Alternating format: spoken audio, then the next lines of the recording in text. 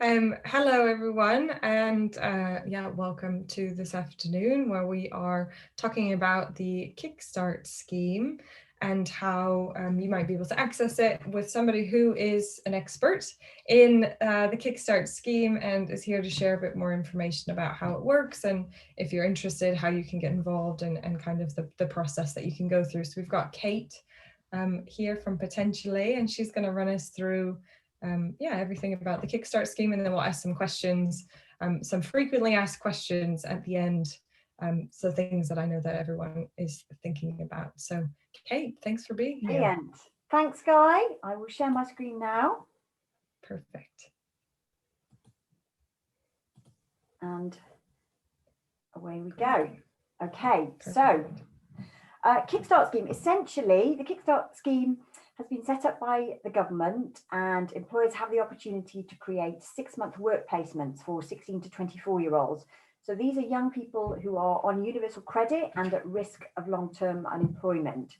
And the government will cover all the costs, essentially. So national minimum wage or national living wage, national insurance contributions, and employer pension contributions too. So those payments will be made every month for the duration of the 6-month work placement. And the idea is that these are new opportunities for young people who are at risk of long-term unemployment, and they get some valuable experience and training, and you, the employer, get the value of having a new resource, a new talent to support your business needs. So the scheme was set up last autumn as part of the government's bigger Plan for Jobs initiative. So there's £2 billion worth of funding available, and with the intention of creating 250,000 new 6-month work placements for young people. The scheme's running until December 2021. And that means that if you took somebody on as late as the 31st of December 2021, it would still be funded until 30th of June 2022. So there wouldn't be a problem if it was right up to the wire. And it's also still quite possible that the government will extend it beyond December in terms of accepting new applications, but it's a bit a case of watch this space, basically. Okay, so moving on, then, as I've already said, you receive full funding for the 6 months, and the idea is that you also have a pot of setup money of £1,500 per young person. And I'll say a little bit more about that because that's very much focused on setup costs that you might have specific to your company, as well as wraparound employability support, which is where my company potentially comes in. Okay. So in terms of accessing the Kickstart scheme itself, previously the government had decreed that if you were creating fewer than 30 Kickstart placements, you had to work with a Kickstart gateway, and they would collate batches of 30 from different employers and submit batched applications to DWP. That was scrapped in February 2021, and companies can now apply direct, basically, if they're not using a gateway body. The gateway body option is still available. Just to clarify, Potentially, who I work for, are not a gateway body, but we essentially provide career readiness and employability support programs to universities and colleges. So we're very much working with that group of young people already. So we have a kind of proven history of providing that employability support to young people. So moving into the Kickstart scheme space was a very kind of logical move. And also on the back of the pandemic hitting hard last year, then we set up Class of 2020, which is a free e-learning platform sharing a lot of our materials to young people. And as I say, that obviously then gave us a really solid entree into working on the Kickstart programme.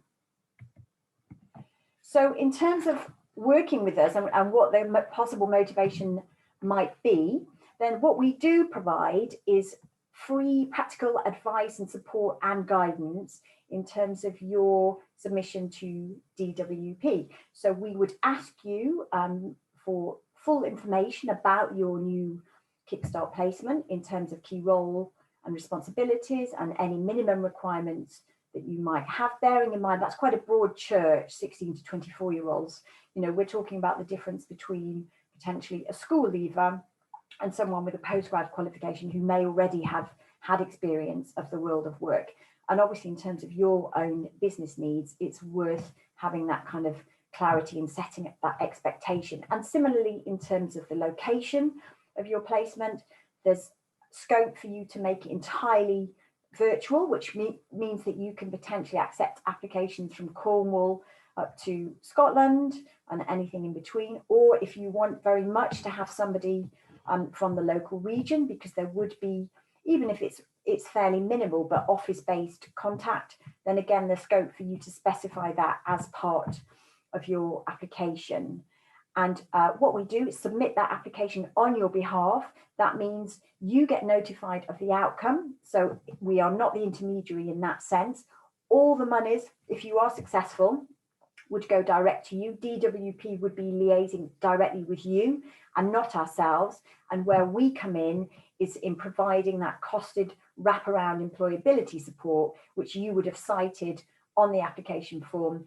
And we understand that as part of the kind of key checks and balances that DWP carries out on applications, there is there is probing around financial security in terms of your company house records, but also they do want to know that you are providing that wraparound support for a young person, very much having in mind that they're going to be in a much better, stronger position to secure long-term, meaningful employment after they've spent 6 months with you as a company.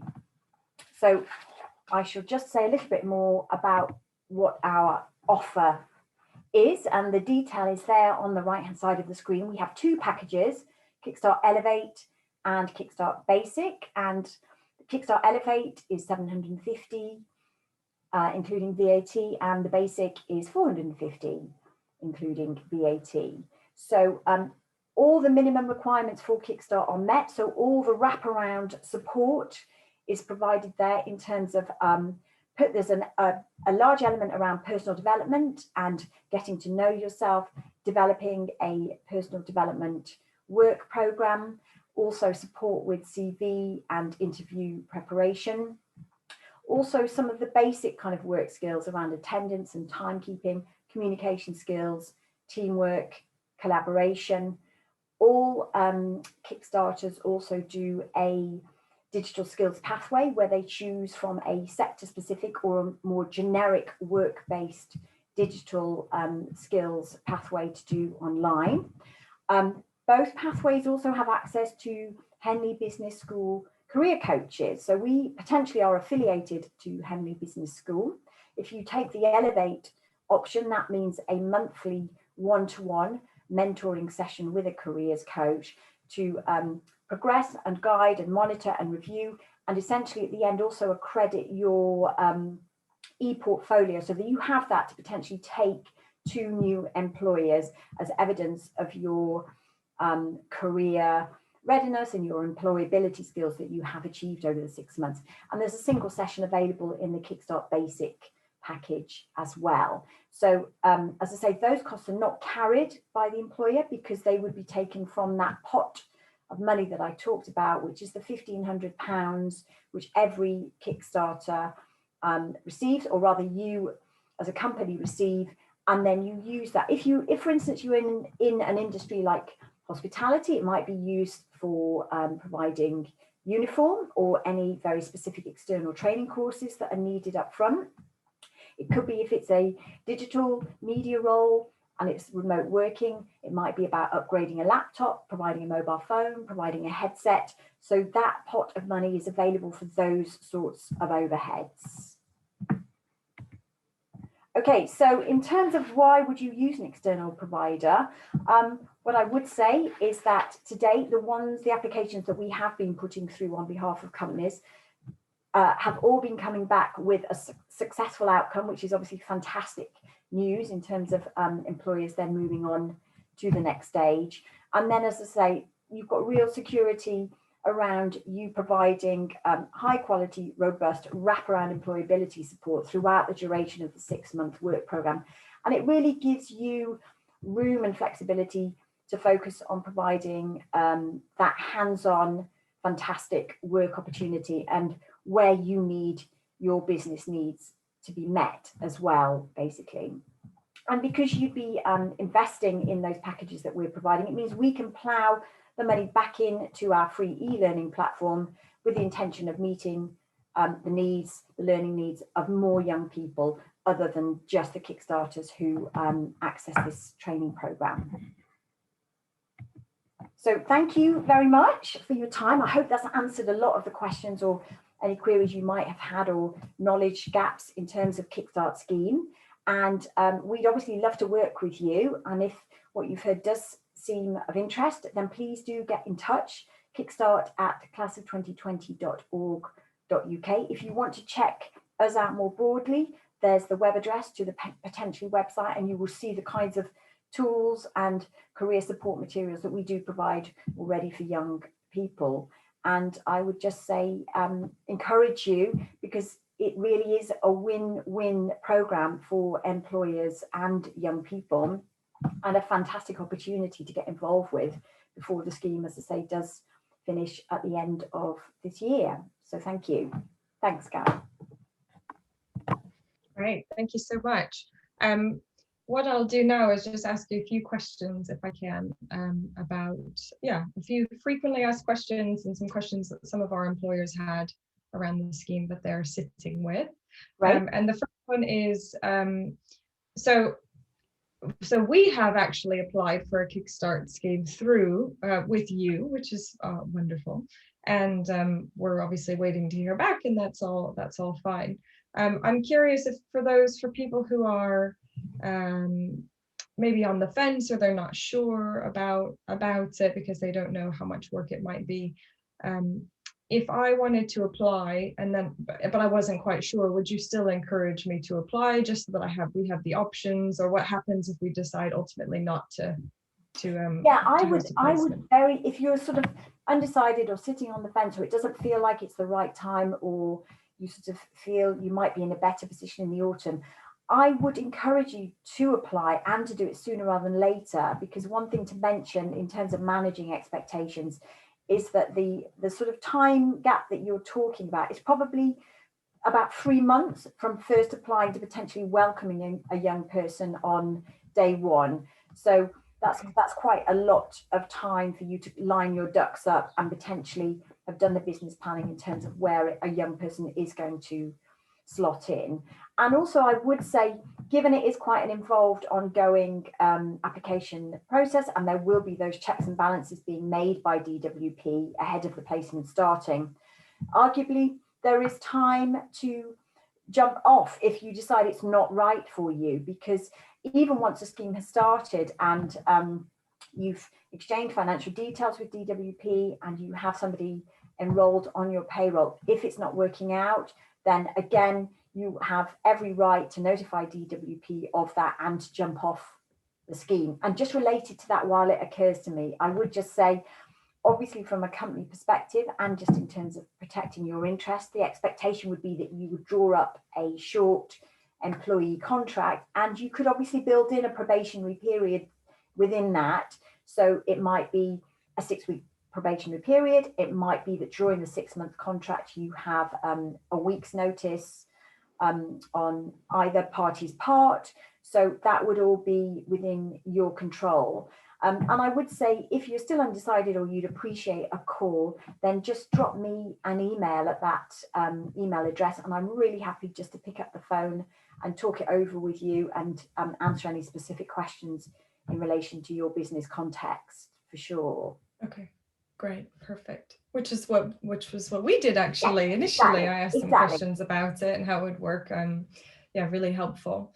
I guess one question that people have is, you obviously offer employability support, the wraparound scheme, if people would like to make use of it. Sure. And if people chose not to, or they were thinking about it, what's the sort of expectation of what one would need to do if they were trying to do it on their own, for example? I think you'd need to sort of go online and be really clear about what the requirements are in terms of supporting your Kickstarter. And yeah, I fully appreciate that it may be that you have infrastructure or you have an HR arm, or just the nature of your business means that you are in a good position to actually support and nurture and provide those kind of wraparound skills, as well as your kind of work specific program over the 6 months. And that is absolutely, you know, you're certainly not obligated to use an external provider in that sense. And, you know, the scheme itself is open to all sorts of employers, regardless of size. So we've been working with really small businesses, which might just be 1 or 2 people. But then it's interesting that people like McDonald's and Pizza Express are in this space as well and have applied for hundreds of Kickstarters. So obviously with organisations of that size, you would expect and anticipate they'd have the full infrastructure in terms of supporting those young people. So yeah, I think it very much depends on personal circumstances and just how much time and energy and resource you have available to potentially invest in those skills, basically. Okay, great. And from a working pattern perspective, so let's say that we wanted to take somebody on just for the 25 hours per week that we would get support for from DWP. Is it pretty flexible in terms of the working patterns, or how does that? Yeah, absolutely. I mean, so yes, the government is funding 25 hours a week at national minimum wage. So if you wanted to do additional hours, you could do that, but you would obviously be topping up. Similarly with the actual wage itself, if you wanted to pay more than national minimum wage, again, that's an option available. But yes, in terms of work patterns, you can have quite set work patterns in terms of potentially working like a 10 till 3 day, or mixing up in terms of if it's shift work, again, if it's hospitality industry. And those are the kinds of questions that it would be useful to gauge with potential candidates at interview in terms of what you need and what flexibility they can offer. Obviously, with virtual roles, particularly in the kind of digital space, it may just, the way we work and just culturally, that there's more flex available anyway. So again, I think it depends on context, but yes, there's certainly no set fixed model as far as working hours and pattern of hours is concerned. Okay.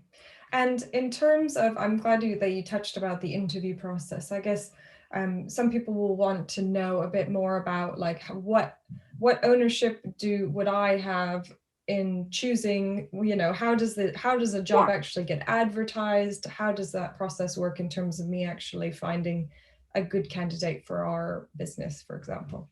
So again, because the relationship is essentially with DWP, the recruitment is handled entirely through the kind of job centre route, which is why in terms of the requirements for the young people, they need to be registered with job centres and on universal credit. What that means is that when DWP sign off your job vacancy template, which is giving the detail in terms of the role and key responsibilities, and also any minimum requirements that you might have around skills, experience, qualifications. So one of the questions that I frequently get asked is, oh, you know, this is a role that wouldn't really be suitable for a school leaver. Is it okay to specify that we need a graduate? And actually, ideally, we need a graduate in a particular discipline or in a particular, to have a particular area of expertise. And absolutely, that is the case because, as I say, 16 to 24 is a broad church, basically. So you have the opportunity to be quite specific in terms of making sure you're not wasting young people's time in terms of applying, and obviously not wasting your time in terms of what business resource you do need coming in, sort of thing. So yeah, if anything, the more clarity and detail you can provide, the better. I mean, always be mindful, I guess, that this is going to be an audience of 16 to 24-year-olds. And I think just in terms of what you share and just being really upfront about what the role involved will also just make sure that you're piquing the interest of the right candidates and attracting the widest pool of suitable candidates that you can. Great. And can employers bring their own candidates? So let's say they put it on their own website or on Escape or somewhere else. Yeah, I mean, I would say it makes absolute sense to use your own social media channels to promote the opportunities. The thing is that they would always have to just be driven back to applying through the job centre and through the work. So the way it works is that job vacancy template gets uploaded to the job centre work portal. It would be flagged as a Kickstart opportunity, and then the job centre work coaches who would be working with assigned young people on universal credit would then push out suitable opportunities. Those are known as referrals, and then the expectation is that the young people themselves would apply direct to you, the company. So you would have specified, you know, say it's you want a CV as the application and it's by a specific date. So then you have an opportunity to look at the applications that have come in, sift and shortlist and confirm an interview date, basically, from there. So that's how the actual process works. Okay, great. So you can leverage your own networks in order to push people to it, as long as they're coming through the right channel. Exactly. What you can't do is ask them to then apply directly on your website. You would have to channel them. But it may be that gives, you know, if somebody sees it on your website or gets back to you and is inquiring about it because they're really keen, that they need to proactively go back to their job centre work coach and say, I've seen this opportunity, this is the company, this is the role, I'm super keen to apply. And then hopefully the job centre work coach would be able to find it and it would have a unique reference number, and then they would be clear about what the route was to apply, and it would be direct to you. Right. Okay, perfect. And what sorry, I've got so many questions for you. I'll just ask a couple more if that's all right. What would happen if, let's say, for example, we applied, we were successful, and we took on a couple of people, and then we thought, oh, actually, you know what, I think we could take on a few more. Is it okay to apply for more later, or do you have to apply for them all up front? No, you could definitely do staggered applications. You would just need to indicate that it was essentially an extension or a variation on your original grant agreement, but there's certainly scope to take additional people on down the line. As a general rule of thumb, for companies of 3 or fewer employees, the guidance is a 1-to-1 ratio. So 1 employee to 1 Kickstarter. For companies of 4 and above, is 3-to-1. So 3 employees to 1 Kickstarter. So if you had a company with, say, 7 employees on the payroll, then legitimately you could apply for 2 Kickstarters.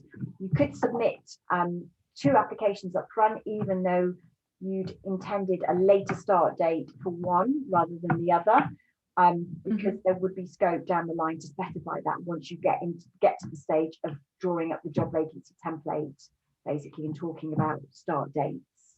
So the scope, as I say, right up until December in terms of you know, being able to apply. Yes. Okay, great. And you mentioned that it might be 3 months, you know, between starting the process to actually somebody starting with you. How long generally does the application process take versus the, you know, once you get the go ahead, and then obviously the recruitment process, I guess? Sure. The application process, when you get the confirmation email back, they advise that it can take up to 4 weeks. I would say, based on very recent experience, that is in June 2021, that the turnaround is averaging about 2 to 3 weeks, which is fantastic. And as I say, we're getting lots of positive outcomes coming through. There is then more paperwork to go back to DWP, and including confirmatory financial details and payroll details. So that would be the next stage. Then there will be the stage where they're signing off the job vacancy template. Then you get further on and you get to live recruitment. And again, you would be specifying deadlines for applications as well. You've then got the interview stage and confirmation of start dates. So that's why I think saying up to 3 months feels like a realistic proposition for companies. Right. Yeah, that makes sense. And my last question, I guess, is what happens at the end of the 6 months? So is the how does that work?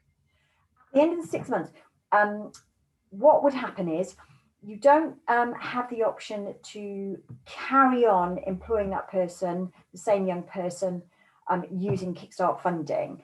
So interestingly, though, what you can do, if the role is still needing to be filled and you're still within the window in terms of Kickstart, if you're saying bye to one young person who has completed their 6-month work placement, and you are in a position to offer the role again to a new Kickstarter, you can do that. That's one option. Okay. The absolute best possible outcome, arguably, is that you're keen to keep that young person on. It's been a really great work experience, and there's potential for that to turn into a longer term work opportunity. But again, that would then be happening independent of the Kickstart process. So it would then be about you taking them on whatever basis it was, whether it was a short term, longer term, or permanent contract, basically, once month work placement is up. But that would be the ideal. And obviously 6 months, relatively speaking, for companies is quite a short amount of time in terms of upskilling and getting somebody working on the job. And lots of companies say to me, you know, if this works out, we're really keen for this to turn into a longer term position, because I think that's very much where their head's at in terms of business planning and business growth. But there's certainly no obligation either. That's important to say. So if at the end of the 6 months that work experience has come to an end and there isn't a longer term opportunity, no problem at all. That's not what the scheme obligates you to do as an employer. It is a 6 month, 25 hours work placement for a young person. Okay, perfect. Is there anything else I didn't ask that you'd like to touch on? I don't think so, because we've usefully covered things like the recruitment and sort of minimum requirements in terms of what you're looking for. So I don't think so, Sky, and hopefully the PowerPoint fleshes out the kind of key aspects of the scheme and where potentially fits in.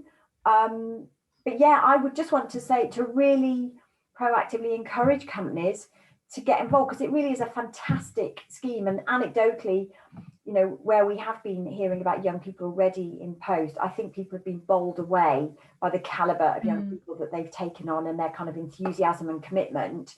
And as I say, win-win if it turns into a longer term employment opportunity as well, basically. Yes, definitely. I think I would echo your thoughts of, you know, you have the opportunity to make a difference to young people's lives and give them really great opportunities, but also as an employer, you have the opportunity to get some support without a huge financial burden, and actually you get extra support by helping with setup costs, and so there's very little really in the way to say it's not a burden.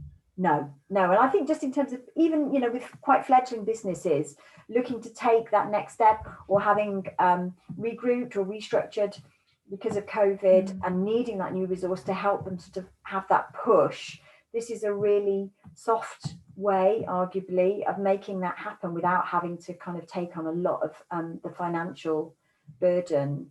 So the work is obviously about planning and thinking about the role and how they're going to fit into your existing structure. But I genuinely think it does offer lots of really exciting potential. Basically. Yes, definitely. And I think from our conversation initially when we first chatted about it, the fact that you can get we as an organization or any organization can get support with their application, working with you is really great. It makes it a little bit less intimidating and actually a lot more straightforward as a process. So it can be very easy, really. I mean, if people are keen and they're keen to work with us, my first email looks like it's got lots of attachments, but those are really just about consolidating the information I've shared today. So that would be things like a flyer just clarifying what our support packages are, the indicative timeline for 3 months. And then the main thing is the application form, which is just about capturing that detail for me to use for the online DWP application. And then just a 1-page tick agreement if you're going to take up one of our support packages, basically. But yeah, the idea is to try and minimize the hassle and that actually having to sort of do that initial application and the sort of admin around and the burden around that, basically, based on our experience now, as I say, of really starting to see them come through successfully. Great. Well, hopefully we see many more people coming through the scheme. And it seems like I've spoken to a few people who have taken on Kickstarters and are really have been blown away by how talented people are and just what an asset they are, just, you know, particularly to small organizations, because that's who I've been speaking to, but also regardless of size. So I hope it is, I hope we see many more people going through the process. And Yeah, absolutely. thanks so much for your time and knowledge and sharing all of that. Yeah, Pleasure, really appreciate absolute that. pleasure, Sky. And yeah, hopefully, as I say, some of that will translate into applications from your network. So look forward to that. Definitely. And I'll share all of the links and everything with everyone so that if they have questions or they want to get in touch, they'll be able to do that directly. So thank you so much again. For sure. Okay. All right. Great. Thanks Thanks a very lot then. much. Bye-bye.